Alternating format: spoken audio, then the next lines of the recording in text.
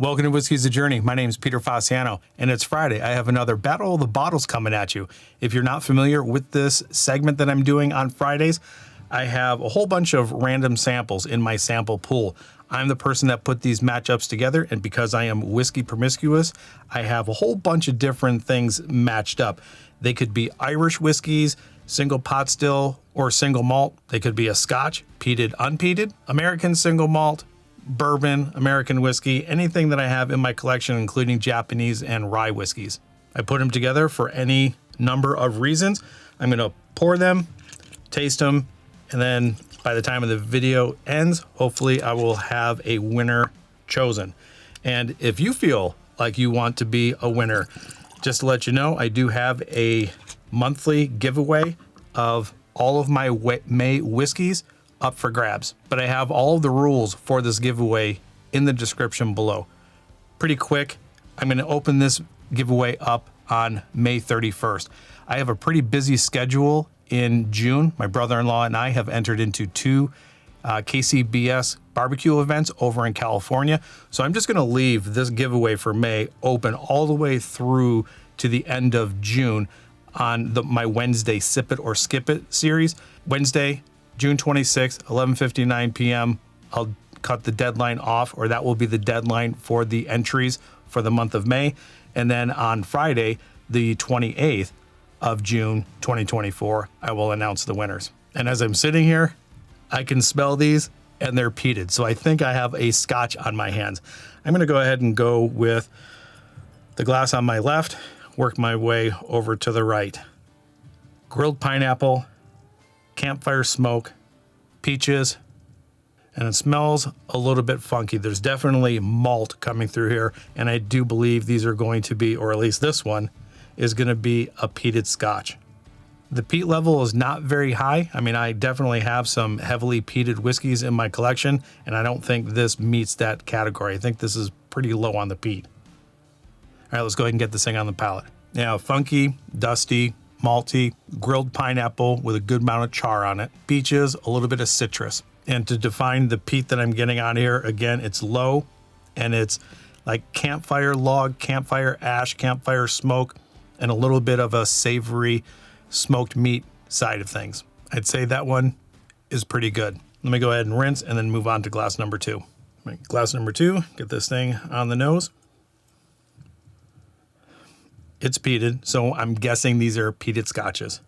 Well, I know what's in my sample pool. These could also be peated American single malts or peated Irish. I'm not exactly sure. Stick around and find out. I'm getting lighter notes in this glass that I didn't get in here. There's a funkiness to this, almost like a damp or musty basement. Wet leaves, decaying leaves, pretty earthy. I think the peat's the same. Campfire log, wet log, campfire smoke. I don't think this is very savory, just campfire smoke. It's not iodine and it's not savory. Based on what I'm getting out of the glass, I prefer the nose on glass one over this one. I'm gonna roll this around a little bit. It smells pretty dusty, like cardboard, wet cardboard. All right, rolling the glass helped a little bit. Peaches, light fruit, maybe a little bit of ginger spice. Let's go and get it on the palate. All right, it's not as flavorful as glass number one. I'm pretty convinced these are Scotches, single malt Scotches that are peated. Glass two is very subtle, very well-rounded. It doesn't have layers of depth like glass number one had, but still very good. But that was just one time through. What I'm going to end up doing is going back the other direction, A/B compare them, rinse a little bit, spend a little bit more time with this, and when I come back, I should have a decision of which one I like the most. After tasting them back to back, I don't think I really need to prolong this any further.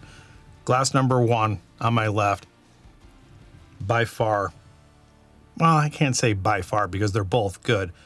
I prefer glass one over glass two. It has a vibrancy, it's more punchy, it has better flavors. Those flavors are exploding in the mouth.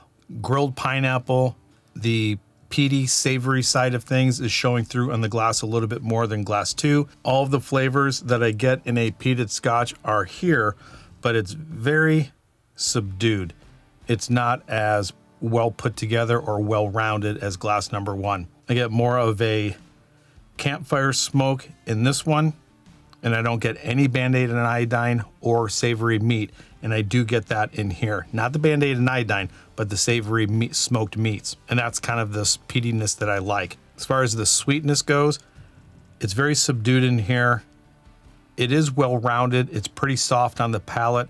Doesn't seem to be as very viscous. This sticks to everything in the mouth. It just saturates everything, and overall it has more flavor. And I also like this nose more than this. So as I guess I'm describing it, by far, glass number 1 is better than glass number 2. They're both good, but let's go ahead and figure out what it is that I'm drinking, grab the bottles, and take a little bit of a closer look at them. So glass number 2 finishes second, and this is Springbank 10. And then glass number 1, which is the winner of this bottle battle, is going to be Springbank 15. All right, so obviously they're Springbank. That's why they're in this lineup. And I wanted to see if there was a difference. I think that's why I chose this lineup or this matchup. I wanted to see if there was an actual difference between a 10-year peated scotch and a 15-year peated scotch within the Springbank lineup. And is the cost difference worth it to get the 15 over the 10? Let me go ahead and grab these bottles. I have to remind myself on the cost and the ABV. I think they're 46%, but I'm not too sure. I'll be right back. All right, Springbank 15, I believe, was on my left, and Springbank 10 was on my right. Now, for some reason, I don't know why this is, but I'm in Phoenix, Arizona. Springbank is on the shelves all the time. I know this is very difficult to get in some places.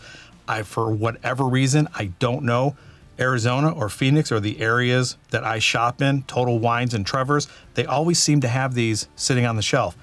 So Springbank 15, 46% ABV, it's $149.99. And then Springbank 10, same thing, 750 milliliter bottle, 46%, and this was $81.99. Non-chill filtered, natural color, difficult to get in some areas, and I wanted to know if the 15 was better than the 10 and if the price difference is worth it. And based on what I'm getting, this seems to be pretty flat compared to the flavors and the nose in this one. I'd be very curious to hear from you. Which one do you prefer, the 10 or the 15? If you have blinded them, how did they fare in the blind? Before I let you go, I'm gonna do a blend of the two, see how that goes, and then we'll call this video good. All right, so we got a little bit of the 10 and a little bit of the 15. Go ahead and roll this in the glass and get everything coated and see what we got going on. Grilled pineapples and peaches. This is very sweet on the nose, and you get a good char or really grilled light fruit note. The peat notes that I'm getting are now a little bit more towards the smoked meat savory side. The funkiness that I got in here is absent on the nose with this one. It smells sweeter with less peat. All right, let's get it on the palate. Oh, it's not bad. It's definitely sweet, good amounts of malt. The charred fruit is there. Overall, I think this blend is better than the 10 on its own. That's it. That's all I have for you. Do me a favor, like, subscribe, share, do all those things that YouTubers ask you to do. Turn on that bell notification because I produce and release videos every Monday, Wednesday, and Friday. Wherever you're at in your journey, I hope you're enjoying it. Until the next time, we'll talk to you later. Bye.